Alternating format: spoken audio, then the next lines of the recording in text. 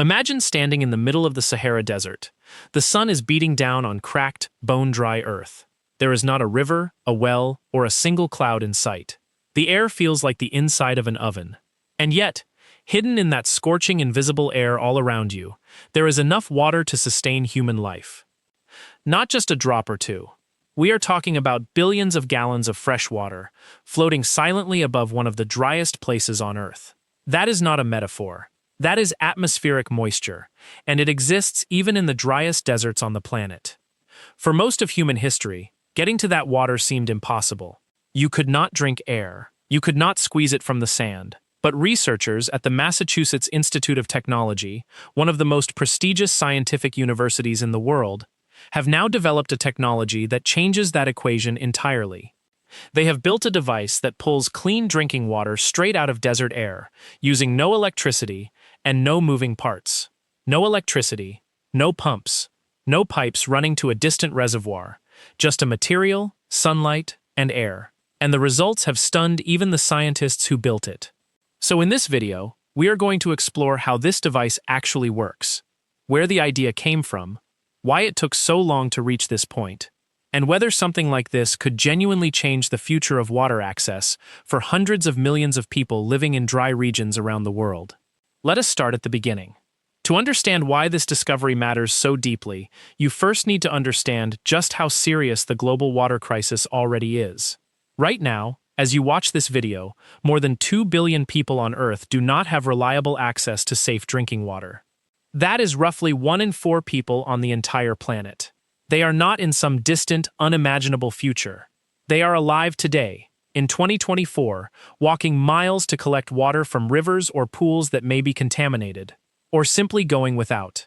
And the situation is getting worse, not better. Climate change is shifting rain patterns across the globe. Aquifers, which are underground water reserves that took thousands of years to fill, are being drained far faster than they can ever be replenished. Major rivers like the Colorado in the American West are shrinking year after year. The World Health Organization estimates that by the year 2025, half of the world's population could be living under water stress. That number should stop you cold. Now here is the paradox that drives this entire story. Even in the driest deserts on Earth, there is water in the air. Every cubic meter of air, which is roughly the size of a large refrigerator, contains water in the form of invisible vapor. In the Sahara, that amount might be just a few grams. In the Atacama Desert of Chile, considered the driest non-polar desert in the world, humidity can be as low as 2%. And yet, even that tiny fraction adds up to an enormous invisible reservoir hovering above the land. Scientists have known this for a long time. The challenge was never knowing the water was there. The challenge was capturing it without using more energy than the water was worth. Earlier attempts at atmospheric water harvesting, which simply means pulling water from air, typically required large electric dehumidifiers. Think of those machines you might run in a damp basement at home. They pull moisture from the air by cooling it until the vapor condenses into liquid. They work well in humid environments, but in a desert, they consume enormous amounts of electricity and produce very little water. That is the core problem the MIT team set out to solve. And their solution, which has been published in the journal Nature Communications and refined across multiple research cycles, is elegant in a way that great engineering solutions often are. It relies not on electricity or mechanical cooling, but on a specially engineered material that has a remarkable ability to attract and hold on to water molecules even when the air is extremely dry. That material is called a metal organic framework, or MOF for short. Let us take a moment to explain what a metal organic framework actually is. Because the name sounds intimidating, but the concept is surprisingly simple.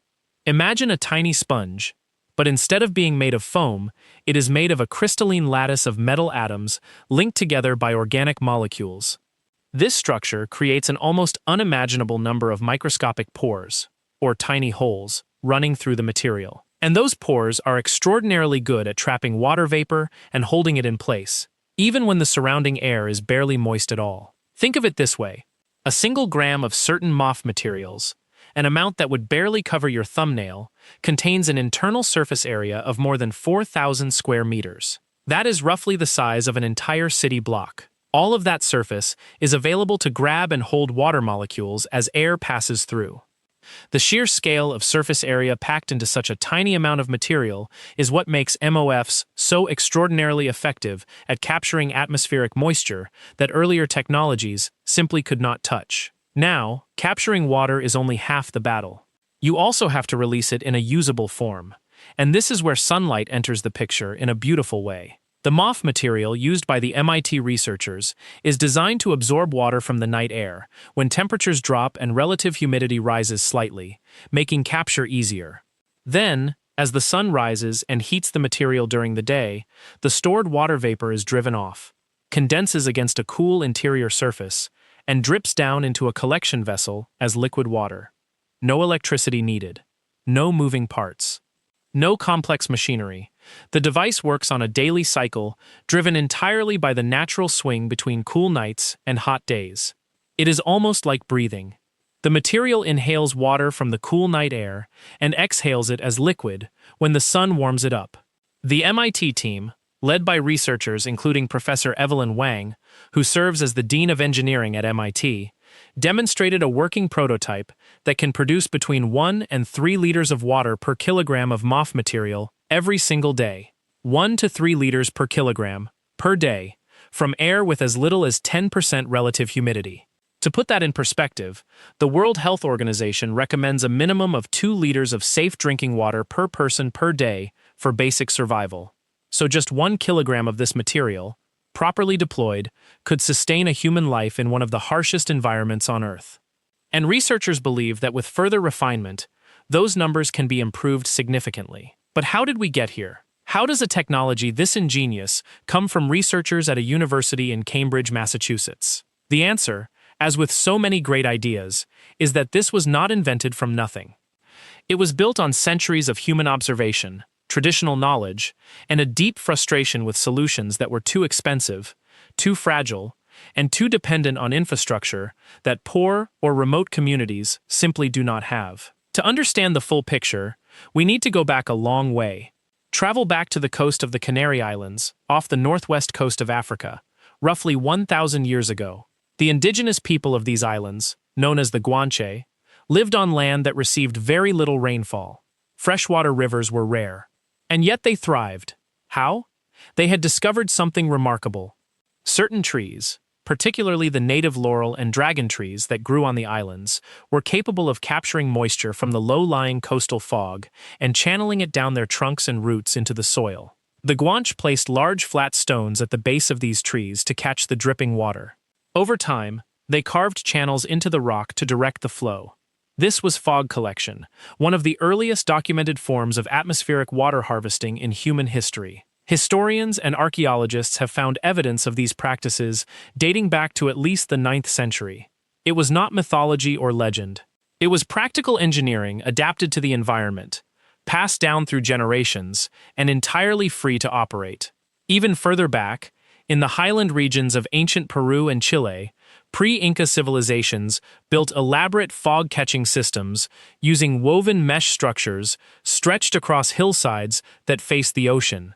As moisture-laden sea breezes moved inland and rose up the slopes, they would hit the mesh, cool, condense, and drip into stone-lined channels below. Some archaeologists believe these systems were capable of supplying enough water to sustain entire communities of hundreds of people, all without a single drop of rainfall. Jump forward to the 20th century. A German engineer named Friedrich Knappen drew inspiration from a surprising source, the Namib Desert beetle of southern Africa. This remarkable insect, sometimes called the fog-basking beetle, survives in one of the driest places on Earth by collecting water on its own back. The beetle's shell has a pattern of tiny bumps and waxy troughs. As morning fog rolls in from the Atlantic Ocean, water droplets condense on the bumps, grow heavy, and roll down the waxy channels directly into the beetle's mouth. Knappen studied the beetle's surface structure and used those principles to design fog collection panels in the 1920s and 1930s. His panels mimic the pattern of bumps and troughs, encouraging droplets to form, grow, and flow toward a collection point. While his designs were not widely adopted at the time, largely because they were considered a curiosity rather than a serious engineering solution, the idea planted a seed. Nature had already solved the problem of pulling water from dry air. Human engineers just needed to catch up. By the 1990s and early 2000s, a Canadian nonprofit called FogQuest had brought fog collection back into serious engineering practice. They deployed large polypropylene mesh screens, each roughly 4 meters tall and 10 meters wide, on fog-prone mountain ridges in countries including Chile, Morocco, Nepal, and Ethiopia. These screens could collect anywhere from 200 to 1,000 liters of water per day, depending on local fog conditions. Villages that had once walked hours for water suddenly had gravity-fed water lines running directly to their homes. But fog collection has a critical limitation. It requires fog. And fog is a very specific weather phenomenon that only occurs in certain geographic locations, typically where moist ocean air meets cooler land at altitude. You cannot install a fog-collecting mesh in the middle of the Sahara or the Arabian Desert and expect results. For the true dry deserts of the world, where temperatures soar and humidity plummets, fog collection simply does not work. That is the gap that the MOF-based technology from MIT is designed to fill. The MIT team's breakthrough began around 2017, when researchers including Omar Farsi, then a graduate student working under Professor Evelyn Wang, first demonstrated that a MOF material called MOF 801 could capture a meaningful amount of water from air at 20% relative humidity. 20% is considered quite dry by most standards. It is roughly half the indoor humidity recommended for human comfort in American homes. To pull usable water from that level of dryness was considered, by many in the field, to be extremely unlikely. The initial 2017 results were published and attracted enormous attention in the scientific community. National Geographic, Scientific American, and major news organizations around the world covered the story. The device at that time was small, the water output was modest, and the MOF material itself was expensive to produce. A kilogram of MOF 801 could cost hundreds of dollars. At that price, it was a scientific breakthrough, but not yet a practical tool. The researchers knew they had to keep going, and they did. Over the next several years, the MIT team explored different formulations of MOF materials, searching for combinations that were not only effective at capturing water at very low humidity, but could also be synthesized cheaply at large scale.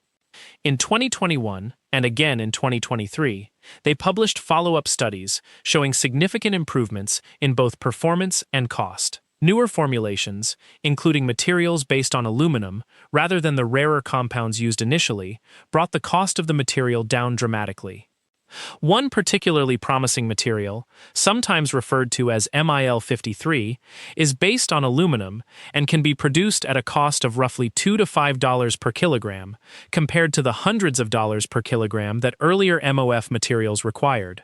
This shift is enormous.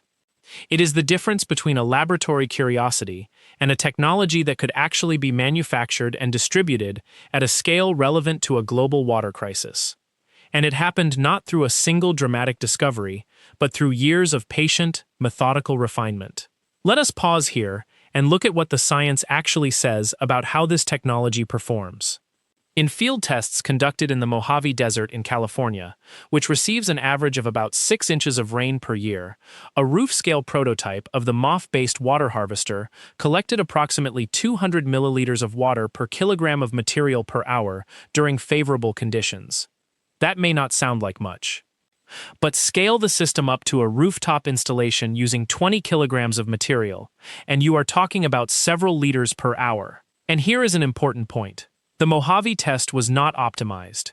It was a proof-of-concept experiment, not a production-ready deployment. The researchers deliberately used conservative conditions to establish a reliable baseline. When the team modeled optimized systems using improved MOF geometries and better thermal management, meaning better control of heating and cooling cycles, their simulations suggested water output could be increased by a factor of 3 to 5 compared to those initial field measurements. Now let us talk about who actually needs this technology, because the human stakes here are deeply personal. Consider the situation in sub-Saharan Africa, where the African Development Bank estimates that over 300 million people live without access to safe drinking water. Women and girls in these regions walk an average of 6 kilometers every day, often carrying 20-kilogram containers of water, just to bring enough home for their families to survive. The time and physical cost of that daily journey is staggering. Or consider the American Southwest. States like Arizona, New Mexico, and Nevada are already experiencing what water managers call extreme water stress.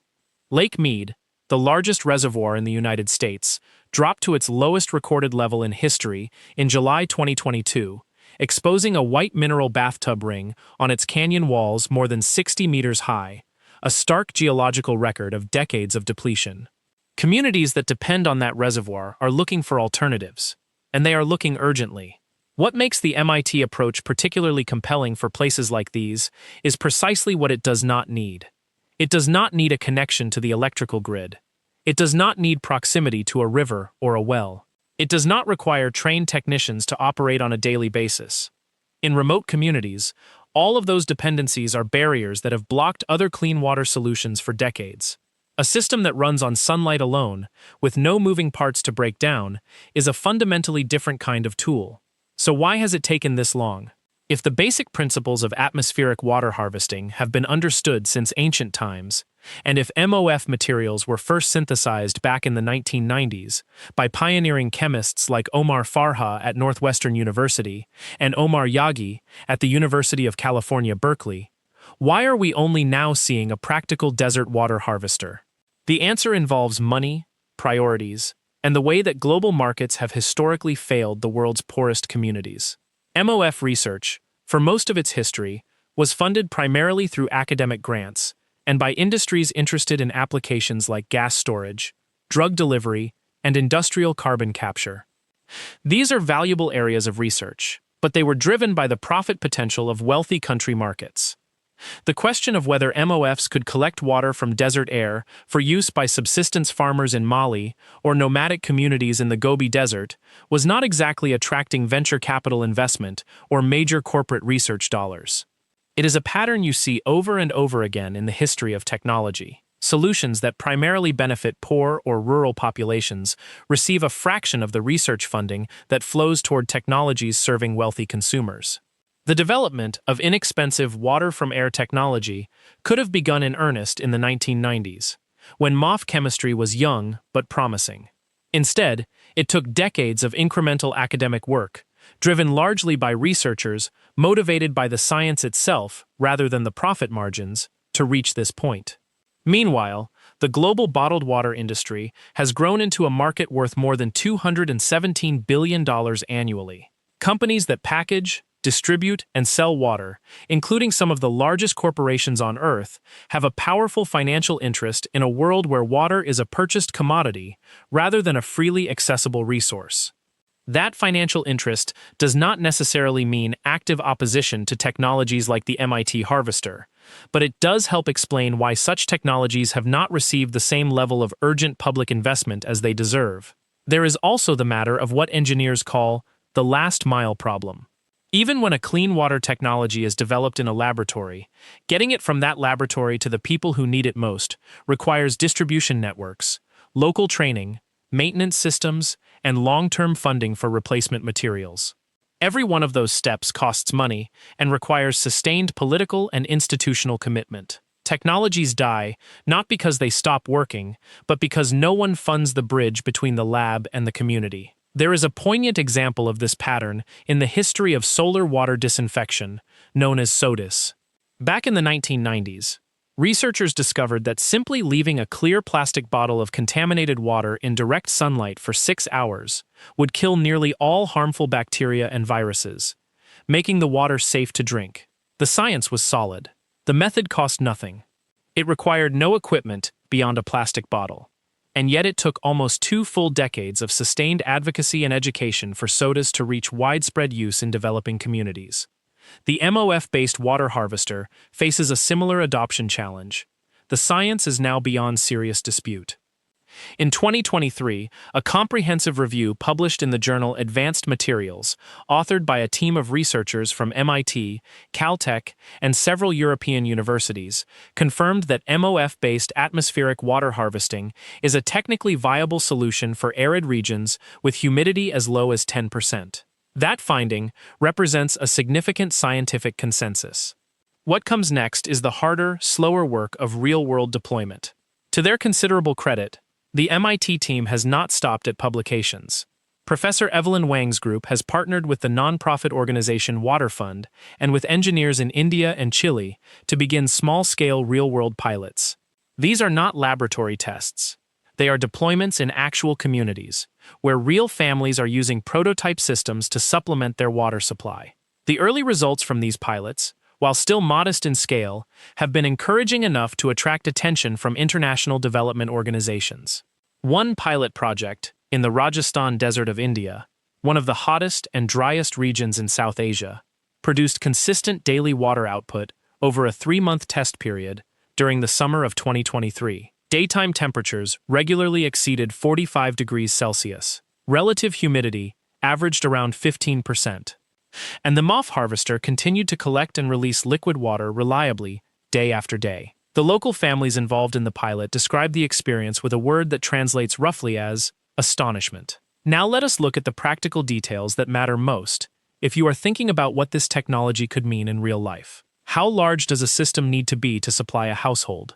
Current estimates from the MIT team suggest that a system containing about 10 to 20 kilograms of optimized MOF material, spread across a collection area of roughly 1 to 2 square meters, could realistically produce between 10 and 20 liters of water per day in a moderately arid environment. That is enough for a family of 4 to meet basic drinking and cooking needs. What would that cost?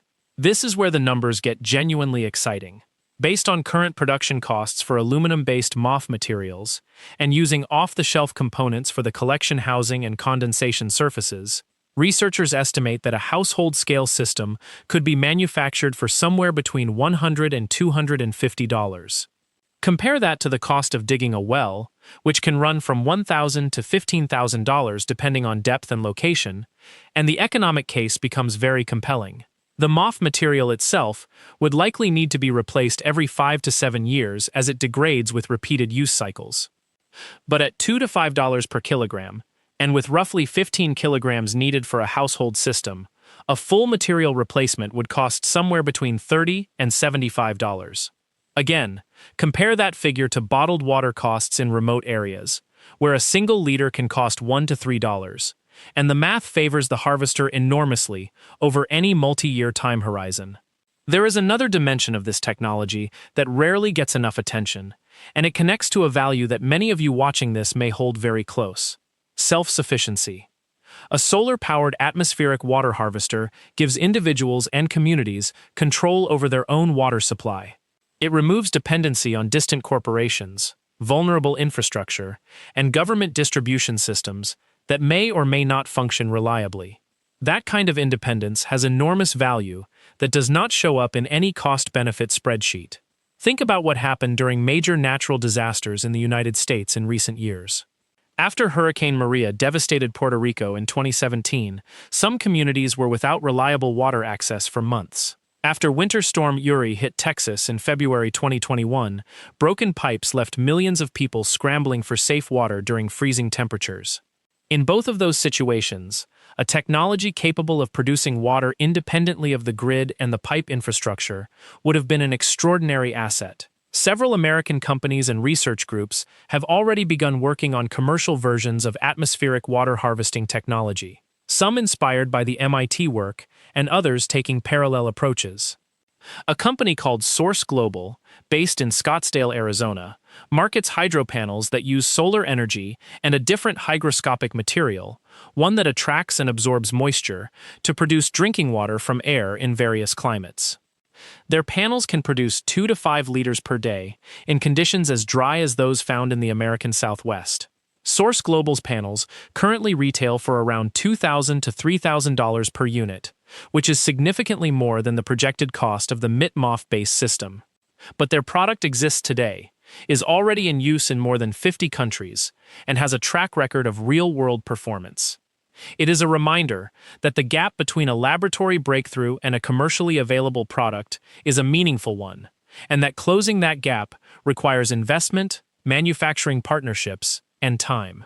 So where does the MOF technology stand right now, in terms of its path from the university lab to real-world deployment? As of 2024, the research group has been actively seeking manufacturing partners who can scale up MOF production using cheaper aluminum-based compounds. They have applied for and received multiple patents covering both the material formulation and the device design. And several conversations are underway with international development agencies, including programs funded by the Bill and Melinda Gates Foundation, about funding larger pilot programs in East Africa and South Asia. One of the most exciting recent developments, announced in late 2023, is the exploration of MOF-based water harvesting specifically for applications in American agriculture. Farms in California's Central Valley, which produce a stunning fraction of the United States' fresh produce, have been under severe water rationing due to drought conditions. Researchers at UC Davis and Stanford are investigating whether MOF-based systems could be adapted to supplement irrigation water for small-scale farms, potentially reducing dependence on groundwater by 10 to 20% in the driest years. Beyond agriculture, there are emerging applications in disaster preparedness, military operations, and even space exploration. NASA has been exploring whether MOF-based water extraction could support long-duration missions to the Moon or Mars, where water ice exists in certain locations but liquid water does not. The principles governing how a MOF harvests water from thin desert air on Earth are remarkably similar to the challenge of extracting water from the trace atmospheres of other worlds. Great engineering solutions have a way of traveling far beyond their original purpose. Let us take a moment to reflect on what this entire story tells us about human knowledge and human need. For thousands of years, people living in the driest places on Earth found ways to collect water from air. The Guanche of the Canary Islands, the pre-Inca peoples of the Andes, the desert beetles of Namibia, which have been perfecting their water collection technique for millions of years. Nature and necessity work together to produce solutions that modern science is only now fully able to understand and replicate. And that is the deeper lesson embedded in the MIT water harvester story. This is not a case of modern science discovering something that nobody ever knew. It is a case of modern science finally catching up to what careful observation of nature, combined with the urgent pressure of survival, had already revealed. The real innovation is not the idea of pulling water from air. The real innovation is finding a material that can do it cheaply enough and reliably enough to work in the places where it is needed most. There is also something deeply hopeful in this story. It is easy, when reading about the global water crisis, to feel a kind of helplessness. The numbers are so large, the problem so widespread, and the institutional inertia so heavy. But the MOF water harvester reminds us that elegant, low-cost solutions are still possible. That a small team of researchers at a university, motivated by science and by a genuine concern for human welfare, can still produce a breakthrough that changes the terms of an impossible-seeming problem. And it raises a question worth sitting with. How many other such solutions are already out there, partially developed, sitting in journal articles and grant proposals, waiting for the funding and the attention and the manufacturing partnerships that would let them travel from a laboratory in Cambridge, Massachusetts, to the hands of a family in Rajasthan or Namibia or the American Southwest who needs them right now? That question does not have a comfortable answer, but it is the right question to be asking. The technology we have explored today is not science fiction. It is peer-reviewed, field-tested, and actively being developed for real-world deployment. It cannot solve the water crisis alone. No single technology can. But it represents exactly the kind of low-cost, low-infrastructure, nature-inspired solution that communities living with water scarcity deserve to have access to.